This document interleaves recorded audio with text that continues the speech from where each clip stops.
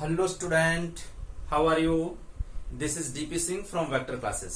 Okay बच्चों, तो आज हम लोग सेकेंड चैप्टर स्टार्ट करने वाले हैं मैथ का, जो है inverse trigonometry, inverse trigonometrical function, कुछ भी कह लो। तो सबसे पहले बच्चों हम लोग ये देखते हैं, जैसे हमने चैप्टर फर्स्ट में ये पढ़ा था कि इनवर्स ऑफ द फंक्शन कैसे निकालते हैं।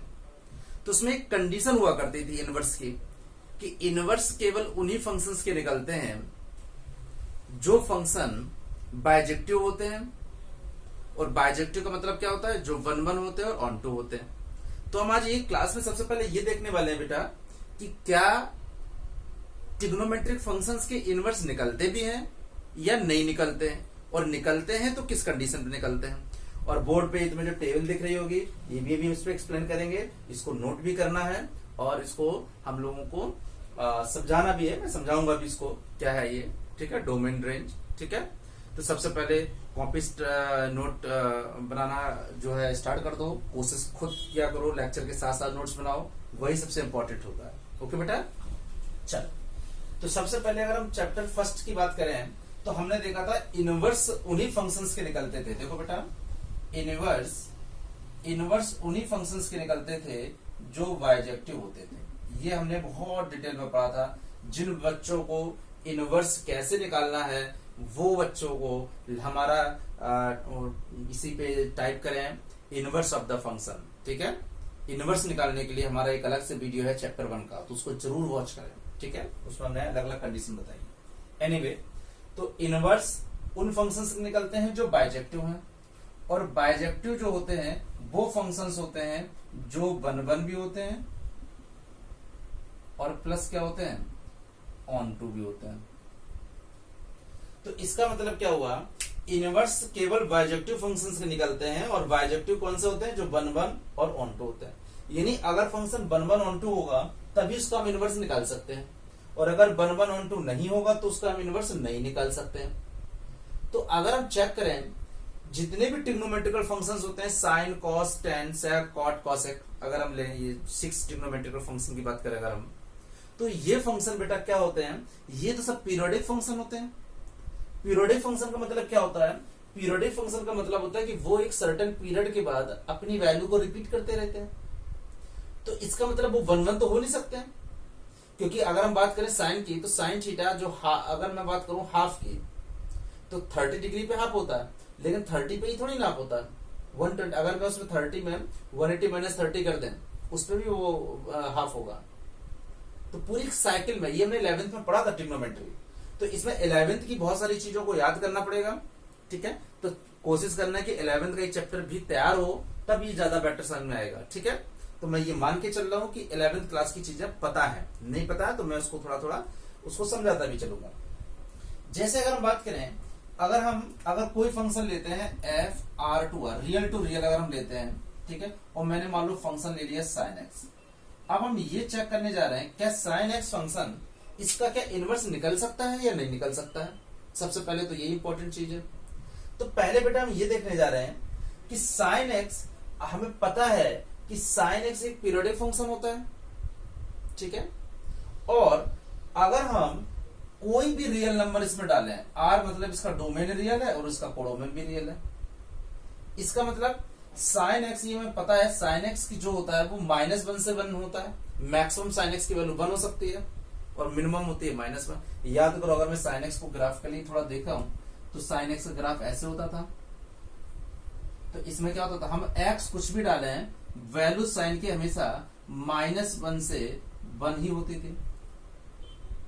ये सबको पता है, 11th क्लास में पढ़ चुके हैं। इसका मतलब इसकी जो रेंज है वो -1 से 1 है, बट इसकी जो कोडोमेन है वो रियल है। तो क्या ये फंक्शन ऑन टू हुआ? तो ये फंक्शन ऑन टू बिल्कुल नहीं हुआ। क्यों?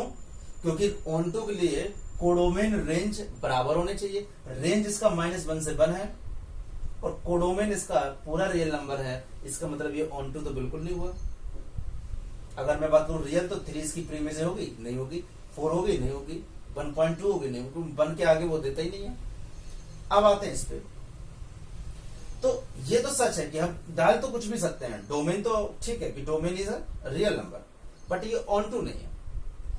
मतलब कहने का है अब हम बात करते हैं कि बन बन के लिए। तो अब ये फंक्शन बन बन भी नहीं है। देखो कैसे, अगर हम थोड़ी देर के लिए हाफ ले लेते हैं, देखो ये 0 होता है, ये π/2 होता है और ये पाई है। तो अगर हम हाफ लें तो हाफ देखो, एक इस जगह मिल रहा है, एक हाफ इस जगह मिल रहा है, एक इस जगह मिल रहा है, एक इस जगह मिल रहा है। तो इसका मतलब क्या हुआ, अगर हम थीटा लें तो अगर साइन हाफ की बात करें तो 30 यानी π/6 पे साइन की वैल्यू हाफ होती है। और अगर हम यहाँ पे साइन पाई माइनस π/6 करें तब भी 1/2 होगा। ये हो जाएगा sine pi minus theta sine theta sine theta, मतलब π/6 पे और 5/6 पे ये हाफ ही दे रहा। और ऐसे इनफाइनाइट नंबर्स होंगे जहां पे ये हाफ देगा। तो क्या बन बन हुआ? नहीं हुआ, ये मैनी बन हुआ। अगर हम देख लें π/6 पे भी इसकी जो इमेज है वो क्या आ रही है, ये 1/2 आ रही है और 6 बन जाए 6 और 6 में से 5 यानी 5 π/6 पे भी बेटा इसकी क्या आ रही है, हाफ आ रही है। तो ये और बहुत सारे ऐसे बहुत सारे इनफाइनाइट नंबर होंगे जिसकी उसकी इमेज हाफ आ रही है। मतलब ये बन बन भी नहीं हुआ, बन बन भी नहीं हुआ।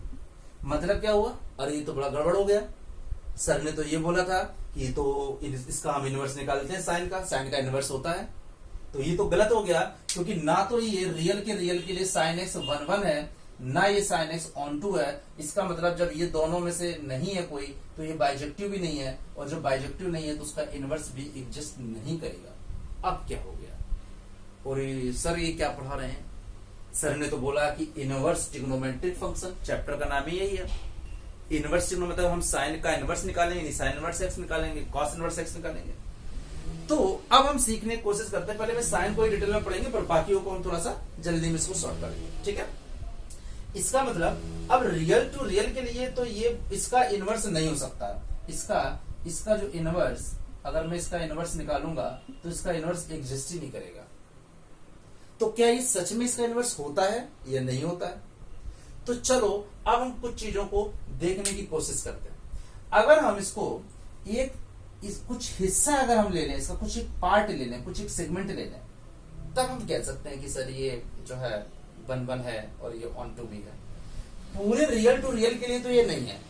तो हम ये देखते हैं, एक प्रिंसिपल हम ब्रांच ले लें जिसके लिए बन बन हो और जिसके लिए ऑन टू हो। इसलिए इनवर्स ट्रिग्नोमेट्री में कॉन्सेप्ट आता है कि फाइंड द प्रिंसिपल वैल्यूज। तो प्रिंसिपल वैल्यूज ब्रांच हम एक ले लें, ठीक है। अब पूरे के लिए तो नहीं हो रहा है, हो सकता है किसी ब्रांच के लिए हो जाए, तो उस ब्रांच को हम लोग चलो डिस्कस करते हैं। तो यहां तक समझ में आ गया, नोट करो। ये मैं बेसिक बताने की कोशिश कर रहा हूं, जो बच्चों को बेसिक्स पते नहीं होते हैं वो लोग ये समझते हैं कि सारे रियल टू रियल के लिए सारे फंक्शन जितने भी ट्रिग्नोमेट्रिक फंक्शन होते हैं वो इन्वर्टिबल होते हैं, नहीं होते वो। इसलिए देखो यहाँ पे सब कंडीशन दिख रही है, डोमेन उनकी और रेंज उनकी। इसलिए तो इसी पे अभी आएंगे थोड़ा। मैं थोड़ा चाह रहा हूं कि बेसिक स्टार्ट कर दूं इसका, ठीक है। तो आई थिंक समझ में आ रहा होगा, जल्दी से नोट करो फटाफट, और फिर मैं इस टेबल को भी समझाऊंगा।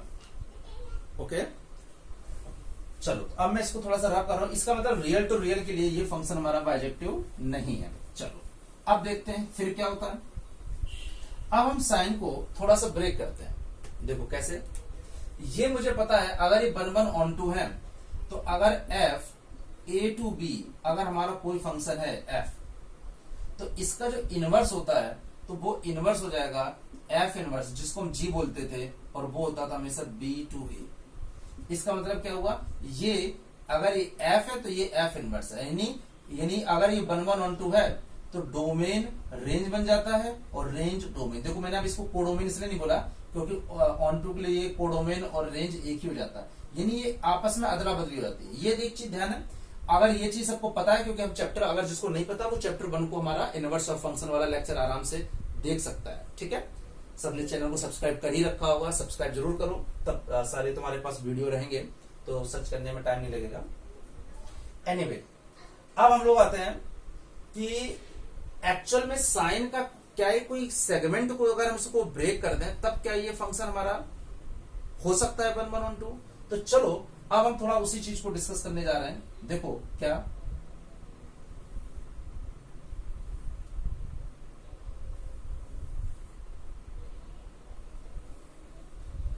देखो अगर हम इसको देखें तो मुझे पता होता है ये 0 है, ये π/2 है, ये पाई होता है, ये -π/2 है, और ये -5। ये वैल्यू जो ये मैक्सिमम 1 होता है और ये मिनिमम बेटा कितना होता है, -1 होता है। अगर हम इस ग्राफ को ये π/2 है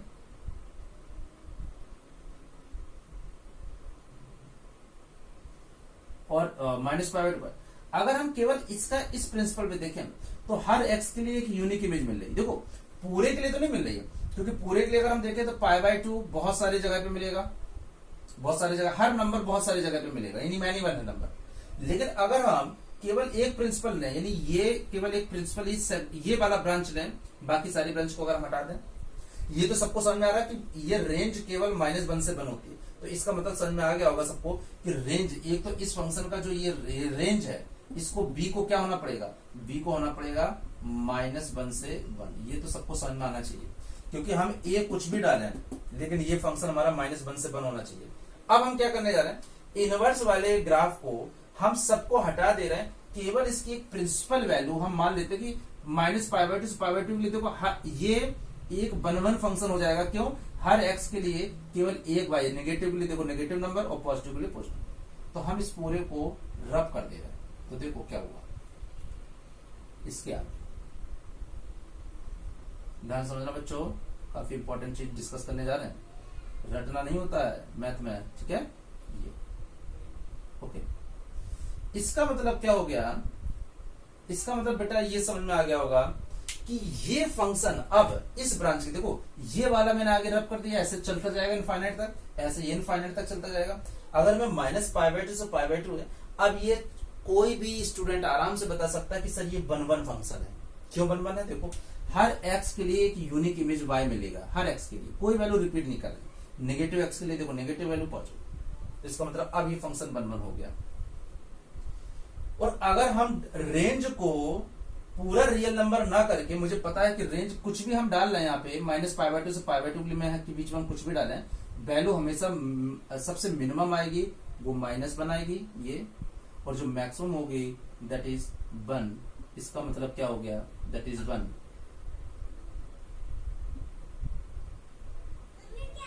इसका मतलब क्या होगा बच्चों, इसका मतलब रेंज इसकी क्या होगी, -1 से 1। और ये डोमेन क्या हो गई, डोमेन क्या होता है, क्या क्या हम उस फंक्शन में डाल सकते हैं, तो -π/2 से π/2। तो a को अगर मैं हटा दूं तो ये हो जाएगा -π/2 से π/2। इसका मतलब क्या हुआ बेटा, इसका मतलब क्या हुआ, अगर हम अपने फंक्शन को, फंक्शन हमारा क्या है, ये फंक्शन हमारा क्या है sin x, ये फंक्शन हमारा sin x है, ठीक है, ये फंक्शन क्या है sin x। अगर इस sin x फंक्शन को अगर हम डोमेन ले लें -π/2 से π/2 और रेंज अगर हम ले लें -1 से 1, अब ये 1 भी है और ऑन टू भी है। ऑन टू ये है क्योंकि अब हम देखें हर एलिमेंट की कोई ना कोई प्री इमेज जरूर होगी, ठीक है, हर एलिमेंट की प्री इमेज होगी, तो ये ऑन टू भी हो गया। क्योंकि अब हमने देखा क्यों ऑन टू हुआ, क्योंकि रेंज इसकी, अगर मैं इस केवल इतने फंक्शन की बात करूं तो रेंज इसकी -1 से 1 है, तो हर -1 किसी न किसी x से जरूर कनेक्ट होगा। All the element of this has its pre image on this. तो देखो कोई भी अगर नंबर लेंगे वो किसी न किसी x से जरूर कनेक्ट होगा, देखो, तो इसका मतलब ये ऑन टू भी बनता है। इसका मतलब क्या हुआ, मेन जो बॉटम ऑफ द लाइन समझनी है बेटा, अगर हम sin x को इन लार्ज बात करें तो sin x अगर कोई तुमसे कह दे कि sin x अगर real to real sin x, क्या ये बाइजेक्टिव है, बिल्कुल बाइजेक्टिव नहीं है, क्योंकि ना तो ये 1 होगा ना तो ये ऑन टू होगा। क्योंकि हमें पता था पीरियोडिक में वो हर पीरियड के बाद वही वैल्यू 1/2, पता है रियल टू रियल में sin x अगर 1/2 की बात करूं तो हजारों जगह आएगा, लाखों जगह आएगा 1/2। तो ये मैनी 1 है, हर एक साइकिल के बाद वो रिपीट करता है। तुमने 11th में पढ़ा हुआ ASTC कॉन्सेप्ट, अभी मैं उस पर आऊंगा। लेकिन अगर मैं रियल टू रियल को चेंज कर दूं, डोमेन हो गया मेरा फंक्शन sin x के लिए -π/2 से π/2 और हमारा रेंज हो गया -1 से 1। अब ये फंक्शन का इनवर्स बड़े आराम से, बड़े प्यार से निकल आएगा। तो इसी को हम प्रिंसिपल वैल्यू ब्रांच कहते हैं। तभी तो इनवर्स ट्रिग्नोमेट्री में प्रिंसिपल वैल्यू का कॉन्सेप्ट आया, अदरवाइज वो आता ही नहीं, इसलिए आया। तो अब हमारा real to real I think समझ में आ गया होगा, कहां चेंज हो गया, -π/2 से π/2 और -1 से 1। और हमें पता है अब हमें इसका इनवर्स निकालना है, तो ये अंडरस्टूड है। अगर मैं इसकी इनवर्स की बात करूंगा तो इसकी जो रेंज थी वो अब इसकी डोमेन बन जाएगी, और जो डोमेन थी वो रेंज बन जाएगी, और ग्राफ हमारा इंटायर पलट जाएगा। और जैसे भी जब भी कभी हम इनवर्स का ग्राफ बनाते थे बेटा, तो इनवर्स का ग्राफ बनाने के लिए अब ये चीज पूरी हमारी क्या हो जाएगी, ये एक्स और वाई, हमेशा एक्स और वाई इंटरचेंज हो जाते हैं। ठीक है, अगर जिन बच्चों को चाहिए कि कैसे बनेगा ग्राफ, तो उनको मैं बता सकता हूं कि ग्राफ कैसे बनेगा। हमेशा चेंज कर दो, जैसे ये हमारा ग्राफ था, मैं उनको बता रहा हूं उन बच्चों को जिनको साइन इनवर्स एक्स का ग्राफ कैसे बनाना है। ऐसे ग्राफ था साइन का, और अभी मैंने बताया है, अभी मैंने क्या बताया, यहाँ पे मुझे लेना था, अब जो चेंज कर दिया, तो इसका मतलब ये यहाँ पे 1 हो गया, और यहाँ पे ये चीज क्या हो जाएगी बेटा, -1। थोड़ा मैं रफली डायग्राम बना रहा हूँ, और ये अगर मैं π/2 बात करूं तो ये π/2 है, और ये क्या था, -π/2। तो अब देखो, अगर हम बाकी ग्राफ को रब कर दें, अब ग्राफ को रब कर दें, तो अब यही ग्राफ हमारा साइन इनवर्स एक्स का ग्राफ हो गया। ये सब तो कभी भी तुम्हें इनवर्स का ग्राफ निकालना हो बेटा, कभी भी इनवर्स का ग्राफ निकालना हो, तो तुम्हें क्या करना है, तुम्हें एक्सिस को इंटरचेंज कर देना है। साइन एक्स के ग्राफ में जो एक्स एक्सिस में उसको वाई ऐसे घुमा दो, ऐसे घुमा दो। जब तुम ग्राफ को घुमा दोगे, एक्स और वाई को इंटरचेंज कर दोगे, तो वो इनवर्स बन जाएगा। लेकिन मुझे ब्रांच प्रिंसिपल लेनी है, तो वही लेनी है मुझे। देखो माइनस, क्योंकि अब जब हम इनवर्स लेंगे तो अब ये चीज इधर आ जाएगी, तो देखो अब ये चीज इनवर्स की, एफ इनवर्स के लिए चीज आ जाएगी -1 से 1, और ये चीज इधर आ जाएगी, ये चीज तो ये हो जाएगी -π/2 से π/2। देखो वही अपने आप, देखो वही हुआ। देखो कैसे, डोमेन अब हो गई -1 से 1, देखो डोमेन एक्स एक्सिस, और रेंज अपने आप हुई -π/2।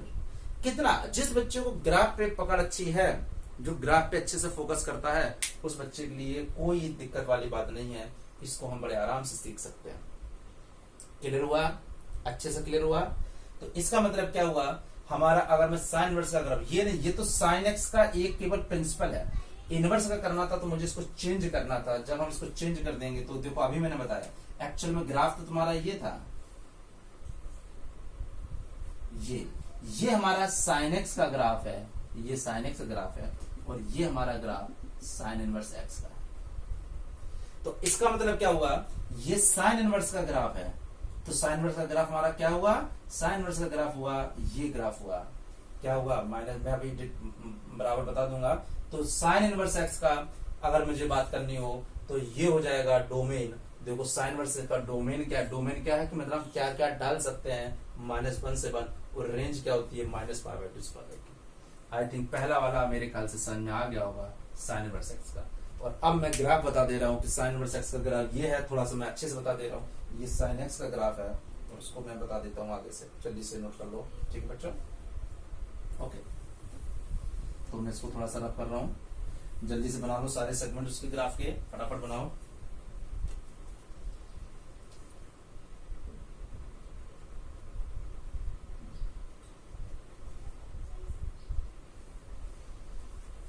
ओके, तो अगर हम अब साइन इनवर्स एक्स का ग्राफ अगर बनाना है, तो देखो मुझे कैसे बनाना है। देखो अब मैं बताता हूं साइन इनवर्स एक्स का ग्राफ कैसे बनाना है। तो देखो सबसे पहले -1 से 1 लेना होगा मुझे,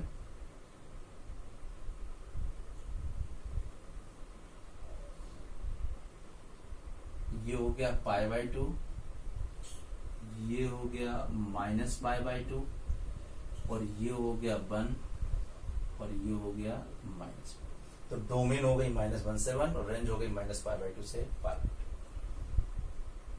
ये समझ में आ गया होगा सबको अच्छे से, ठीक है। ये हो गया, this is the graph of sine inverse x. अगर तुमसे कोई साइन इनवर्स एक्स का ग्राफ बनाए, कैसे था समझ में आ गया होगा। देखो ये मैंने घुमाया, ये साइन था, साइन एक्सिस चेंज कर दी। साइन तो एक्चुअली ऐसे था, जब एक्स एक्सिस में बनेगा तो साइन एक्स, उसी को किस में बना दो, वाई एक्सिस में। तो देखो यही तो था ग्राफ, तो इनवर्स होगा, कभी भी दिक्कत नहीं आएगी। इंटरचेंज कर दो, if you interchange their axis, तो sine x is converted into the sine inverse x. Got it, अच्छे से आ गया, जल्दी से नोट कर लो पूरा ये साइन इनवर्स। ऐसे ही अब हम धीरे धीरे कॉस इनवर्स एक्स का देखेंगे, ठीक है। तो इसका मतलब क्या हुआ, इनवर्स साइन का तो हो रहा है, लेकिन ऑल रियल के लिए, रियल टू रियल के लिए नहीं हो रहा है, किसी एक पार्ट के लिए हो रहा है, वही तो पार्ट है। ऐसे ही देखना। अगर मुझे बोलना कि इन लार्ज बताना है रियल टू रियल, तो कोई भी ट्रिग्नोमेट्रिक के इनवर्स नहीं हो सकते थे। इसलिए इनवर्स ट्रिग्नोमेट्री में एक कॉन्सेप्ट आया है, फाइंड द प्रिंसिपल वैल्यूज। एक वैल्यूज ब्रांच, एक ब्रांच के लिए केवल हो सकता है इनवर्स, ऑल वैल्यूज के लिए नहीं हो सकता है। तो ये सबको ध्यान। तो अब मैं ये पूरा ग्राफ कर रहा हूं और अब मैं जल्दी से बनाता हूं कॉस इनवर्स का, फिर tan इनवर्स का। ठीक है, ओके।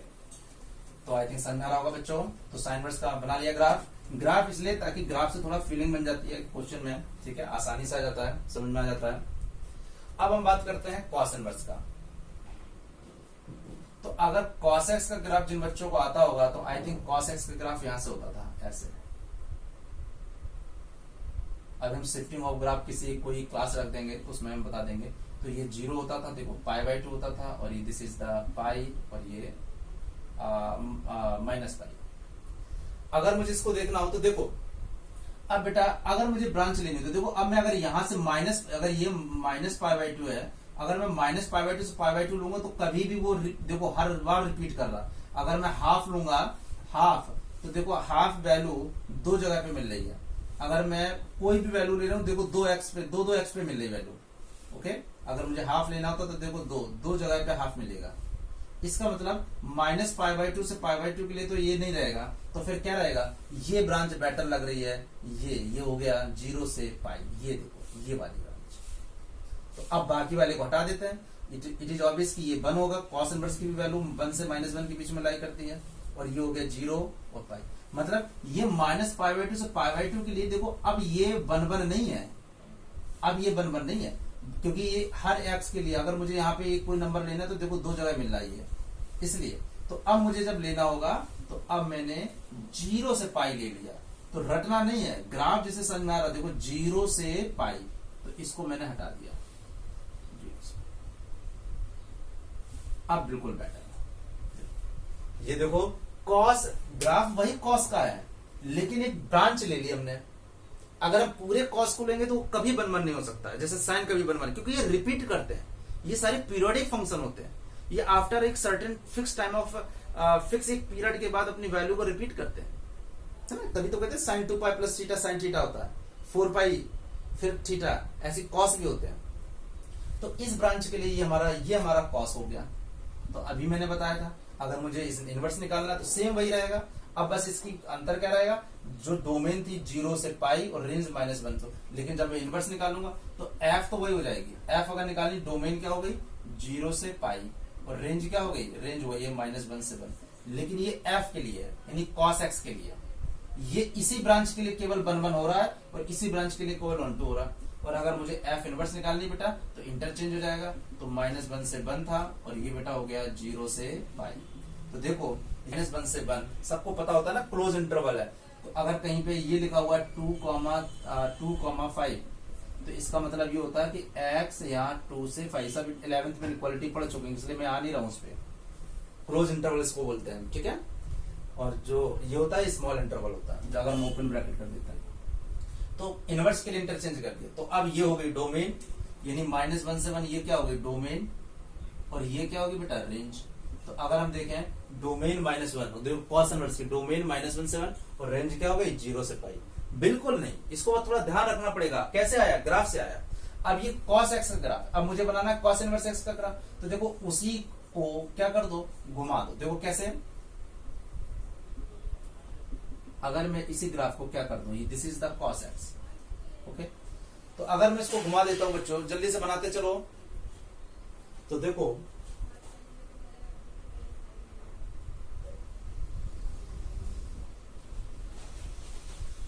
ये अभी भी वही है ग्राफ, -1 से 1, लेकिन ये हमारा है पाई, और ये क्या था 0।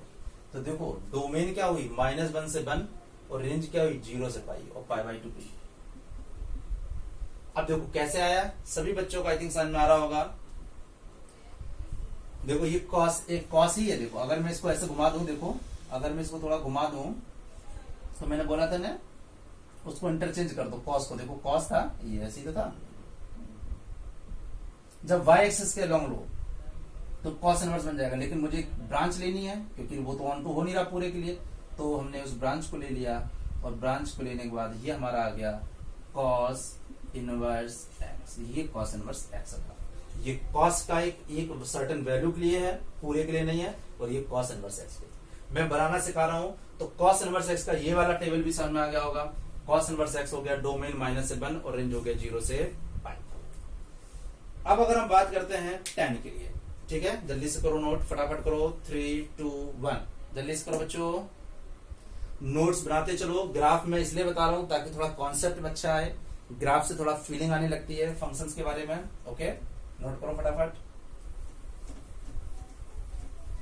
ओके, इसके बाद में आते हैं हम लोग tan के लिए। अगर हम बात करते हैं tan, तो tan x का अगर मैं बात करूं तो देखो tan x का ग्राफ शायद सभी बच्चों ने देखा होगा।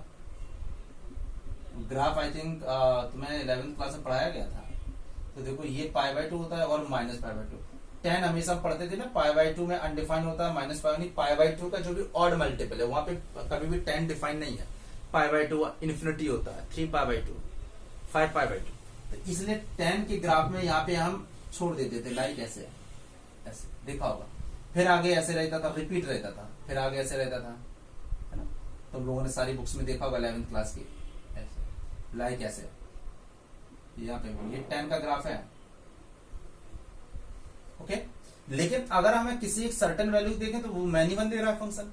लेकिन अगर हम -π/2 से π/2 एक ब्रांच ले लें तो ये देखो 1 भी है। देखो अगर मैं बाकियों को हटा दूं, ये तो tan का है, तो एक सर्टेन के लिए अगर मैं देखूं किसी एक सर्टेन इंटरवल के लिए, तो देखो अब ये इसके लिए 1 भी है, देखो हर x पे एक वैल्यू दे रही है, और ऑन टू भी है। ये यहाँ पे तो इन्फिनिटी है, तो वही तो रियल नंबर हो गई।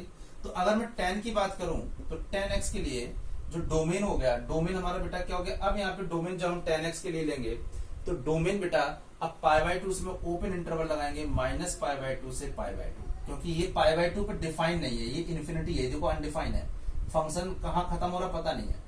तो π/2 -π/2 से π/2 ये डोमेन हो गया। और रेंज क्या है, कुछ भी डालो, ये तो रियल है ना, माइनस इन्फिनिटी से प्लस इन्फिनिटी तक, खत्म तो हो नहीं रहा कहीं पे, तो ये रियल हो गया पूरा रियल। लेकिन जब मैं इसकी इनवर्स की बात करूंगा तो अब ये रियल इधर आ जाएगा, यानी डोमेन बन जाएगा, और ये क्या बन जाएगा, ये हमारा रेंज बन जाएगा। तो इनवर्स के लिए ये रियल हो गया डोमेन, और ये हो गया क्या, ये हो गया रेंज। तो देखो tan इनवर्स x के लिए रियल हो गया डोमेन, और ये हो गया रेंज। मैं ये डोमेन रेंज क्यों सिखा रहा हूं, जब तक तुम्हें डोमेन रेंज समझ में नहीं आएंगे तब तक तुम प्रिंसिपल वैल्यू नहीं निकाल पाओगे। क्योंकि प्रिंसिपल वैल्यू वो वैल्यू होती है जिसके लिए वो साइन इनवर्स x डिफाइन है, कॉस इनवर्स x डिफाइन है, tan इनवर्स x डिफाइन है। ओके, वो सारी वैल्यूज को हम प्रिंसिपल वैल्यूज कहते हैं, क्योंकि सभी के लिए tan इनवर्स डिफाइन नहीं हो रहा। tan x तो हर रियल के लिए डिफाइन है, साइन तो हर रियल के लिए डिफाइन है, लेकिन साइन इनवर्स केवल कुछ लिमिटेड के लिए डिफाइन है।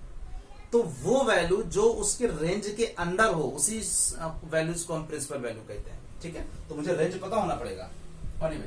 तो अब इसका ग्राफ मुझे अगर बनाना हो तो देखो इसको घुमा दो, तो जैसे इसको घुमाएंगे तो देखो क्या बन जाएगा, ये तो tan x का ग्राफ था, और जैसे इसको अगर हम घुमा देंगे बेटा तो देखो जो ये है, तो ये जैसे इसको घुमाएंगे तो π/2 वाली लाइन हॉरिजॉन्टल हो जाएंगी, ये लाइन π/2 और ये लाइन होगी बेटा -π/2, तो -π/2 और π/2।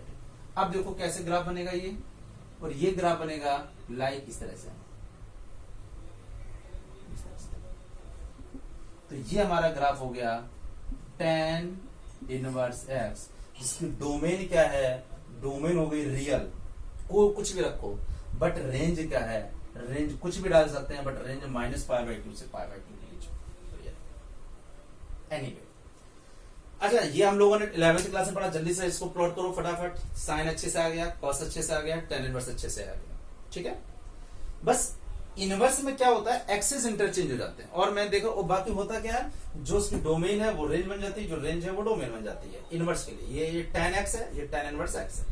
ओके, अब बेटा अगर हम इन तीन को देखें तो ये हमने 11th में पढ़ा था कि कॉसेक होता है साइन थीटा का रेसिप्रोकल, सेक होता है कॉस का रेसिप्रोकल, और कॉट होता है tan का रेसिप्रोकल।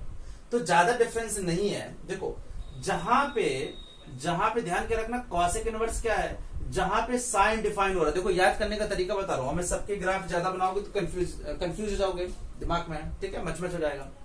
याद कैसे रखना है, कॉसिक इनवर्स जहां देखो साइन इनवर्स डिफाइन हो रहा है -1 से 1, तो बस -1 से 1 को हटा दो, बाकी पूरे के लिए डिफाइन है।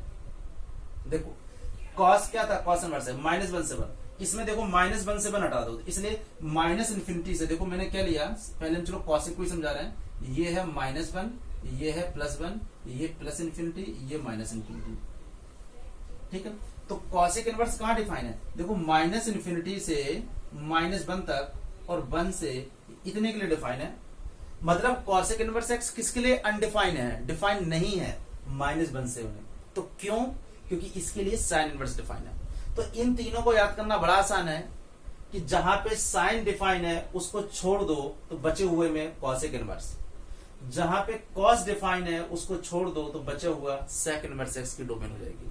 और चूंकि यहाँ पे रियल था तो tan और cot की दोनों की रियल ही होती है। आई थिंक अब समझ में आ गया होगा। यहाँ पे π/2 क्यों छोड़ा, क्योंकि कॉसिक इनवर्स होता है, अगर हम cos थीटा देखते तो 1/sin थीटा, sin थीटा 0 पे 0 हो जाता है तो डिनोमिनेटर अनडिफाइन हो जाएगा।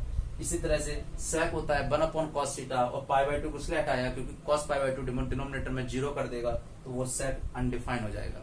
क्यों, क्योंकि -π/2 से π/2 के बीच में कहीं 0 भी आ रहा होगा, और 0 पे sec इनवर्स क्या हो जाएगा, अनडिफाइन हो जाएगा। 0 से पाई के बीच में कहीं पे 0 से पाई के बीच में कहीं π/2 भी तो आ रहा होगा तो वो अनडिफाइन हो जाएगा। ठीक है, तो ये आई थिंक समझ में आ गया होगा, और ये ग्राफ भी समझ में आ गए होंगे। ठीक है, मैंने 3 ग्राफ जानबूझ के समझाए हैं, और 3 ग्राफ के ये डोमेन और रेंज इनको याद करना है। ये टेबल आई थिंक समझ में आ गई होगी। इनवर्स केवल इन्हीं एक्स के लिए डिफाइन होते हैं और उनकी रेंज ये होती है। सभी, अगर मैं कह दूं कि भाई ट्रिग्नोमेट्रिक फंक्शन क्या सभी एक्स के लिए ऑल रियल नंबर के लिए डिफाइन होते हैं, तो नहीं। क्यों, क्योंकि अगर हम सारे रियल नंबर ले लेंगे, अगर हम -1 से 1 नहीं लेके अगर हम सारे रियल नंबर ले लेंगे तो सारे रियल नंबर के लिए फिर वो 1 1 1 2 में कोई होगा, एक नहीं होगा, या बाइजेक्टिव नहीं होगा। और जब तक बाइजेक्टिव नहीं होगा हम किसी का इनवर्स निकाल ही नहीं सकते हैं। चल, तो आई थिंक समझ में आ गया। और ये भी समझ में सबको आ गया कि प्रिंसिपल वैल्यूज ब्रांच क्यों कंपलसरी था, मैंने क्यों लिया। क्योंकि अगर बच्चों यहाँ पे मैं प्रिंसिपल वैल्यू ब्रांच नहीं लेता तो कोई भी फंक्शन 1 1 और ऑन टू नहीं हो रहे थे। तो मेरी मजबूरी थी कि किसी सर्टेन ब्रांच को लेना, क्योंकि जब तक हम उस ब्रांच को नहीं ले रहे थे वो हमारा फंक्शन बाइजेक्टिव नहीं हो रहा था। आई थिंक समझ में आया होगा, बहुत अच्छे से आया होगा। इस वीडियो को पॉज करके पूरे कॉन्सेप्ट को जरूर समझना है। ठीक है, तो अब हम आते हैं कि प्रिंसिपल वैल्यू निकालते कैसे हैं। ठीक है, तो अब हम इसको रब कर रहे हैं। तो जानबूझ के मैंने 3 के ग्राफ नहीं बनाए हैं, 3 के ग्राफ बहुत आसान है। ठीक है, बुक्स वगैरह में दिए रहते हैं, बस ध्यान क्या रखना है, कॉसिक बनाना है तो जहां जहां साइन है उसको हटा दो तो ऊपर वैसे ही कॉसिक बन जाता है। जहां साइन है वहां साइन कॉसिक डिफाइन नहीं होगा। ठीक है, अब हम करते हैं प्रिंसिपल वैल्यूज निकालना।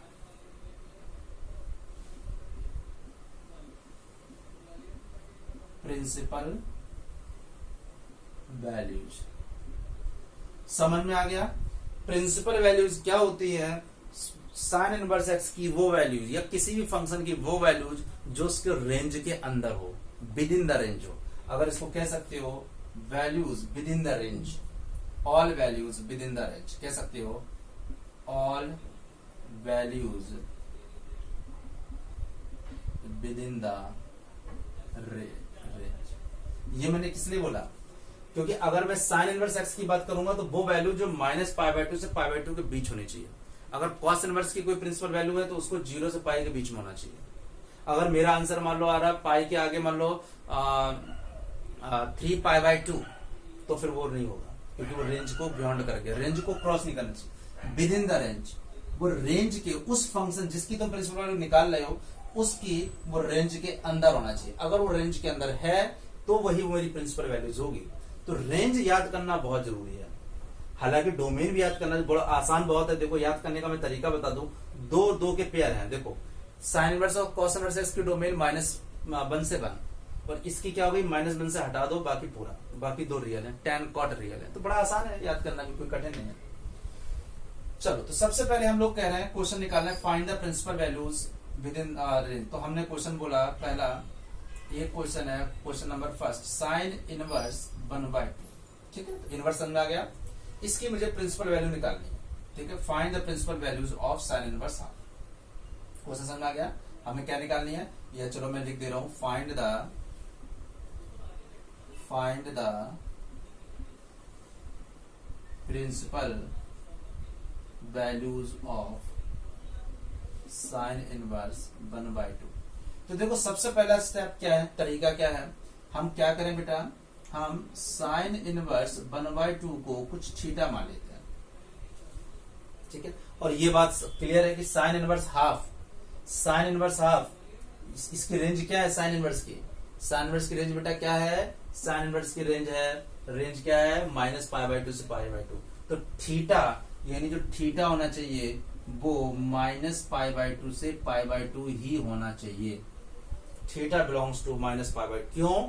क्योंकि वो रेंज है। मैंने अभी क्या बोला, all values with in the range के अंदर होनी चाहिए। क्योंकि अगर रेंज के अब बाहर चले गए तो पूरा कचरा हो जाएगा, फिर उसका इनवर्स ही नहीं एग्जिस्ट करेगा। वो हम सारा ग्राफ में देख चुके हैं। ठीक है, तो बिल्कुल आसान है, हमें पता है इसको 1/2 निकालना, तो साइन इनवर्स वहां जाके साइन थीटा हो जाएगा। यहाँ पे कभी पावर मत बोल देना, पाप पड़ेगा। जो बच्चा यहाँ पे साइन इनवर्स बंद कर देगा, इसको बोल देगा, इसको बहुत से बच्चे ये मत समझ लेना साइन बड़ा डर लगता है तुम लोगों से, तो भैया इसको मत ये समझ लेना, इसको समझोगे तो पाप पड़ेगा, पाप, ये समझ लेना। ठीक है, साइन इनवर्स कोई पावर आवर नहीं होती है। इनवर्स क्या होता है, इनवर्स का लेक्चर एक बार और देख लेना। ओके, तो हाफ था, साइन इनवर्स उधर जाके साइन थीटा हो गया। तो अब मुझे ये चीज पता चल गई कि साइन थीटा इक्वल टू 1/2। अच्छा, अब मुझे ये चीज बताओ, अगर साइन थीटा 1/2 है तो मुझे बताओ, यहां से हम लेते हैं, पता होता है 0π/2 पाई, 0π/2 पाई, 3π/2 और 2π। सबने पढ़ा है ASTC। सारे बच्चों ने 11th क्लास में पूरी ट्रिग्नोमेट्री पढ़ी, जिसमें याद देखो 0 से π/2 फर्स्ट क्वाड्रेंट में ऑल पॉजिटिव होते हैं, π/2 से पाई में केवल साइन पॉजिटिव होता है और कॉसेक पॉजिटिव होता है, पाई से 3π/2 में tan पॉजिटिव होता है और उसका रेसिप्रोकल यानी कॉट पॉजिटिव होता है, 3π/2 से यानी 2π कॉस पॉजिटिव होता है और उसका रेसिप्रोकल सेक पॉजिटिव होता है, बाकी सब नेगेटिव होता है। तो याद ना, ऑल ASTC। अब देखो साइन थीटा पॉजिटिव है, तो साइन थीटा पॉजिटिव कहां कहां हो रहा, एक तो ऑल में पॉजिटिव होगा और S मतलब साइन, एक यहां पॉजिटिव होगा, दो जगह पॉजिटिव हो रहा। लेकिन अब अगर इसके हिसाब से निकालना है मुझे, मेरा जो आंसर आता है वो एक तो सबको पता है कि अगर मुझे निकालना होता, अगर इस वाले में, तो देखो ये रेंज क्या है, -π/2 से π/2, और अगर इसको हम निकालेंगे तो ये π/2 से ज्यादा, ये π/2 से पाई के लिए, यानी π/2 से ज्यादा रेंज होनी चाहिए π/2 के अंदर। इसका मतलब इसको हम नहीं लेंगे, तो केवल हम ये लेंगे पहले वाले कोऑर्डिनेट में। यानी अगर मुझे साइन थीटा निकालना हो तो साइन थीटा हो जाएगा साइन π/6, तो थीटा क्या जाएगा π/6। और यही थीटा, देखो ये थीटा इस रेंज के अंदर आ रहा है, इसका मतलब ये क्या है, ये हमारा प्रिंसिपल वैल्यू है। This is your answer. क्यों? क्योंकि ये बिलोंग्स कर रहा है -π/2 से π/2, तो ये बिलोंग कर रहा है, तो इसका आंसर क्या हो गया, π/6। जल्दी से नोट कर लो। तो बेटा क्या समझ में आया, क्योंकि प्रिंसिपल वैल्यू, देखो इसको मैंने क्यों इग्नोर किया, अगर तुम 11th क्लास की ट्रिग्नोमेट्री पढ़ते तो साइन थीटा हाफ, एक तो यहां होगा और एक यहां होगा, यहां π/6 और यहां निकालने के लिए क्या करते थे, पाई माइनस π/6 यानी 5π/6। लेकिन 5π/6 π/2 से ज्यादा हो रहा है, दैट्स वाई मैंने केवल और केवल ऑल वाला लिया जो फर्स्ट क्वाड्रेंट में आ रहा था, जो 0 से π/2 आ रहा था। आई थिंक समझ में आ रहा होगा अच्छे से। ओके, मतलब प्रिंसिपल वैल्यू वही लेनी है जो उसकी रेंज के अंदर हो। देखो साइन इनवर्स की रेंज -π/2 से π/2 के अंदर ही π/6 होता है। ये 90 है, ये देखो 30 डिग्री है, तो उसके बीच में ही है। ठीक है, तो समझ में आ गया। तो प्रिंसिपल वैल्यू वो वैल्यू होती है जो उसके रेंज के अंदर हो। चलो अब दूसरा क्वेश्चन उठाते हैं। अब मान लो इसमें से हम एक माइनस ले लेते हैं। ठीक है, मान लो क्वेश्चन ये है, प्रिंसिपल वैल्यू निकालनी है साइन इनवर्स -½ की, इसकी प्रिंसिपल वैल्यू निकालनी है। तो प्रिंसिपल वैल्यू ये निकालनी है, तो हमने पहले बोला सबसे पहले इसकी वैल्यू निकालनी है, मुझे इसकी प्रिंसिपल वैल्यू निकालनी है। तो हमने क्या किया, late sine inverse minus half को हमने थीटा मान लिया। तो देखो माइनस हाफ वहां पे चला गया साइन इनवर्स, तो साइन थीटा हो गया। यानी हमें ये समझ में आ गया कि साइन थीटा इक्वल टू -1/2। अब देखो फिर से जिन बच्चों को ASTC में थोड़ा प्रॉब्लम है, ASTC 0 π/2 और ये क्या होता था पाई 3 π/2 और 2 पाई। देखो ये समझना है। अब देखो sine theta minus half, sine negative कहाँ साइन थीटा नेगेटिव कहाँ होता है, जो कितनी सिंपल ट्रिक बता रहा हूँ। साइन थीटा नेगेटिव ऑल में साइन पॉजिटिव होता है, टेन में पॉजिटिव होता है, ठीक है। अब यहाँ पे लेकिन एक काम इसमें करना है, अगर मैं यहाँ पे जाता हूं, अगर मैं यहाँ पे जाऊंगा तो ये π/2 से बहुत ज्यादा हो रहा है, इसलिए मुझे इसमें ये नहीं करना पड़ेगा। यहाँ पे एक्चुअली क्या प्रॉब्लम है कि π/2 से ज्यादा हो रहा है, तो इसको मैं अभी हटा देता हूँ यहाँ पे। तो देखो क्या करना है, यहाँ पे सीधे हम कर देंगे sine theta equal to minus लगा दिया, और हाफ क्या होता है π/6। तो देखो अब साइन थीटा, इस माइनस को हम साइन के अंदर ले जा सकते हैं, साइन हो जाएगा -π/6। ये देखो मुझे पता होता है, ऐसा मैंने क्यों किया, क्योंकि मुझे पता है sine of -x equal to -sin x। जिन बच्चों को चीजें 11th की नहीं पता है तो उनको लिख लो, साइन हमेशा ऑड फंक्शन होता है, तो sine of -x -sin x के बराबर होता है, लेकिन कॉस नहीं होता। अगर मैं यही चीज कॉस में बोलता, कॉस ऑफ -x, तो ये कॉस इवन फंक्शन होता है, तो कॉस माइनस को खा जाता है। लेकिन हम साइन ऑफ -x को -sin x लिख सकते हैं, और -sin x को साइन ऑफ -x लिख सकते हैं। तो साइन थीटा से साइन काटा नहीं जाता है, इट इज ऑब्वियस कि थीटा की वैल्यू -π/6 आ रही है, और ये बिलोंग कर रहा है देखो -π/2 से π/2। देखो ये -π/2 से है, तो ये -90 है, और -30 जो होगा ना वो यहीं कहीं बीच में होगा, तो ये -π/6 बिलोंग्स कर रहा, इसलिए आंसर तुम्हारा क्या आ गया -π/6। This is your answer. समझ में आ गया। जिन बच्चों को यहाँ पे समझ नहीं आ रहा है कि साइन थीटा माइनस हाफ है, तो माइनस का माइनस लिखा, हाफ को मैंने साइन π/6 लिखा, उस माइनस को मैं थीटा के अंदर ले गया। क्यों? क्योंकि साइन जो माइनस होता है वो अंदर जा सकता है, sine of -x -sin x को हम साइन ऑफ -x लिख सकते हैं, ठीक है। तो आंसर इसका -π/6 आ गया। अब यही माइनस अगर हम कॉस में करेंगे तब देखो क्या चेंज हो सकता है। देखो ध्यान देना, अगर सेम इसी क्वेश्चन को अगर हम कॉस में करते हैं, राइट, मान लो सेम यही क्वेश्चन है कॉस में होता, तब फिर हम क्या करते हैं।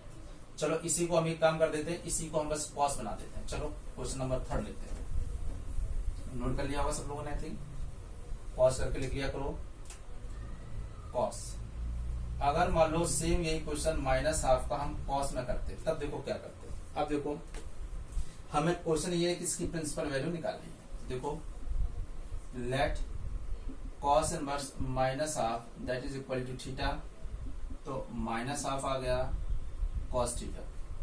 तो देखो फिर से मैंने लिखा कॉस थीटा हो गया -हाफ कॉस थीटा, माइनस को माइनस रहने दिया, हाफ, और जो कॉस जो हाफ होता है आई थिंक cos 60 हो जाएगा π/3 cos π/3 60 cos 60 हाफ, ठीक है। पाई 180 होता है डिग्री में, ये एक्चुअली रेडियन में। अब देखो इस माइनस को जब तक हम हटाएंगे नहीं तब तक तो मेरा काम चल नहीं सकता है। अब ये साइन के केस में तो माइनस अंदर चला गया था, साइन के केस में तो माइनस अंदर चला गया था, लेकिन कॉस में तो ऐसा होता नहीं है। साइन इनवर्स एक्स मैंने लिख दिया था -sin x को, लेकिन कॉस इनवर्स एक्स इसमें थोड़ी लिख सकते, क्योंकि इसमें तो कॉस एक्स और cos of minus cos inverse x cos x ही होता। तो अब ये माइनस इसके अंदर तो जा नहीं सकता, ठीक है। तो अब हमें क्या करना पड़ेगा, ये समझना क्या क्यों नहीं जा सकता, गॉट इट।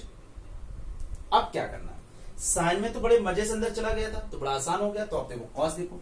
अब यहाँ पे मुझे वही काम करना पड़ेगा ASTC वाला। देखो ASTC, देखो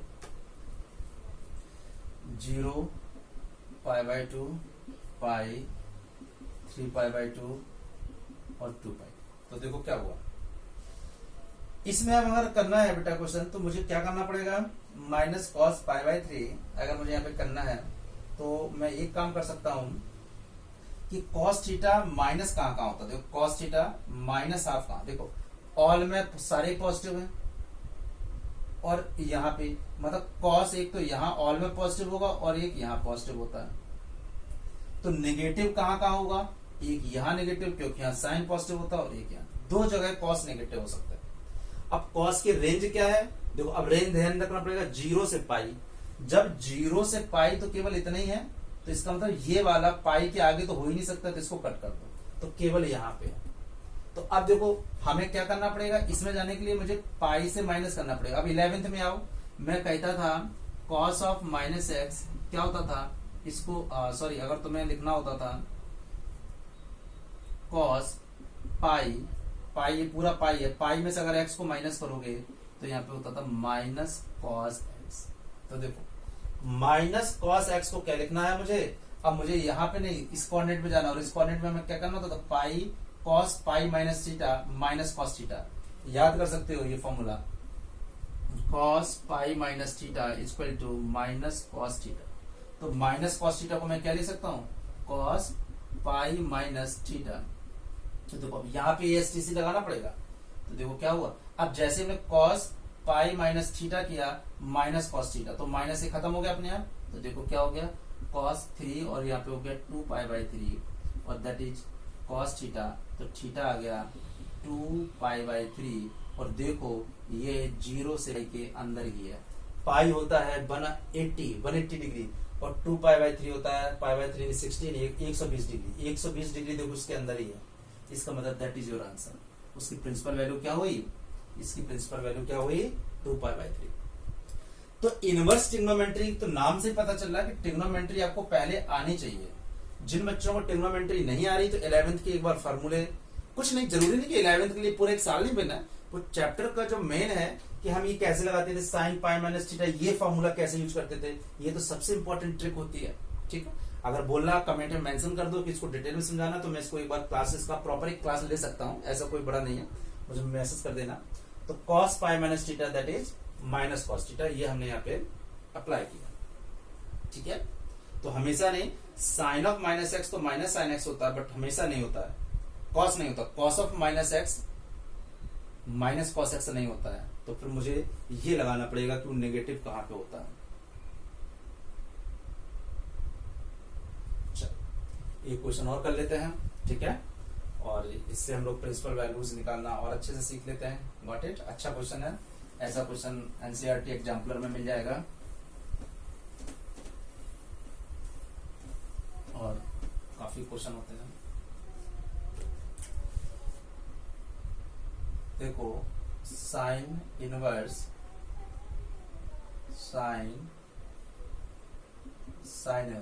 साइन इनवर्स नोट कर लिया, माइनस √3/2, ये कर्ली ब्रैकेट, ये इसकी वैल्यू निकालनी, ध्यान देना कितना भी बड़ा हो, बड़ा आसान है, ट्रिग्नोमेट्री में यही तो खास बात है। ये एनसीईआरटी एग्जाम्पलर का है, एग्जाम्पलर में बस ये क्वेश्चन में माइनस नहीं दिया है, हमने माइनस जानबूझ के लगा दिया ताकि ये क्वेश्चन और अच्छा हो जाए। ठीक है, तो इसकी वैल्यू निकालनी है साइन इनवर्स साइन और साइन इनवर्स ऑफ माइनस √3/2। तो देखो मैंने कोई दिक्कत नहीं, मैंने इस पूरे को थीटा मान लिया, हमेशा की तरह एक एक करके सॉल्व करते हैं। तब अब जैसे इसको मैंने थीटा माना, तब मेरा क्वेश्चन क्या हो गया, साइन इनवर्स साइन थीटा। ये क्वेश्चन अब देखो मेरा क्या हो गया, ध्यान देना, ये क्वेश्चन हो गया मेरा, जैसे हमने sign inverse sign inverse sign, और ये पूरा क्या था थीटा, तो ये क्वेश्चन हो गया सीधा सीधा चेंज हो गया। तो पहले हमने क्या किया बेटा, लेट, पूरे क्वेश्चन को मुझे देखना ही नहीं है, देखोगे तो डर लगेगा, हमने सीधे सीधे इसको थीटा मान लिया, बात खत्म।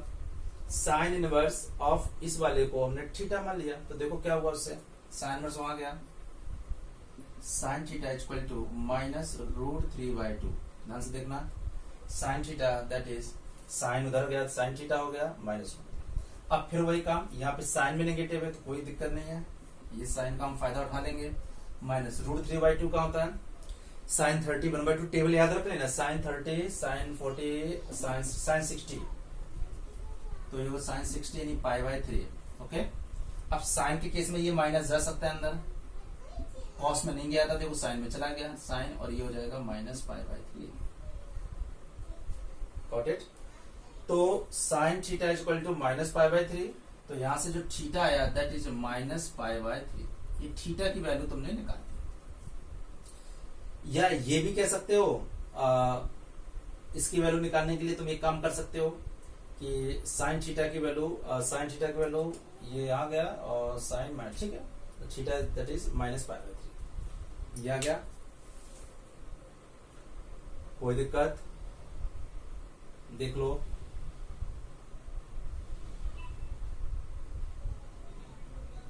ठीक है, अब इस पे आते हैं। तो करना क्या है बेटा, इस क्वेश्चन में अब हमें एक चीज और देखनी है, साइन इनवर्स साइन और थीटा क्या था -π/3। देखो जो मैंने थीटा यहाँ निकाला वो मैंने थीटा पुट कर दिया, ठीक। तो देखो क्या हो गया, sine inverse sine of minus theta minus sine π/3, और ये क्या हो जाएगा साइन इनवर्स साइन π/3 60 साइन 60 1/2, ये आ गया। देख लो यहाँ तक किसी को दिक्कत आ रही तो।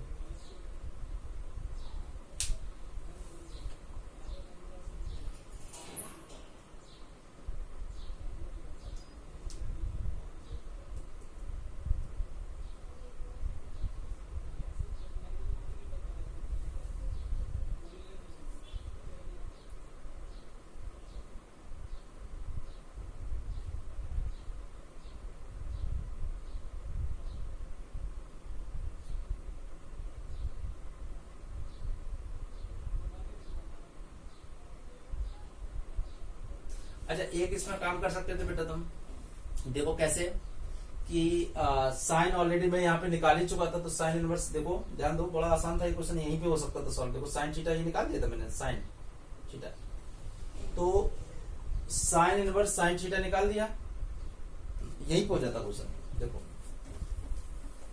साइन इनवर्स साइन थीटा, और थीटा क्या है, ये थीटा हमारा देखो थीटा बिलोंग्स टू ये -π/2 से π/2 के बीच में ही तो आ रहा है। इसका मतलब क्या हुआ, sine inverse of sine theta ये थीटा हो जाएगा, साइन इनवर्स साइन थीटा क्या हो जाएगा, थीटा हो जाएगा, और थीटा ये आंसर क्या हो जाएगा -π/3, दैट इज योर आंसर। और बिल्कुल क्यों आंसर आ गया, क्योंकि ये जो आंसर है ये -π/2 से π/2 के बीच में है, दैट्स व्हाई।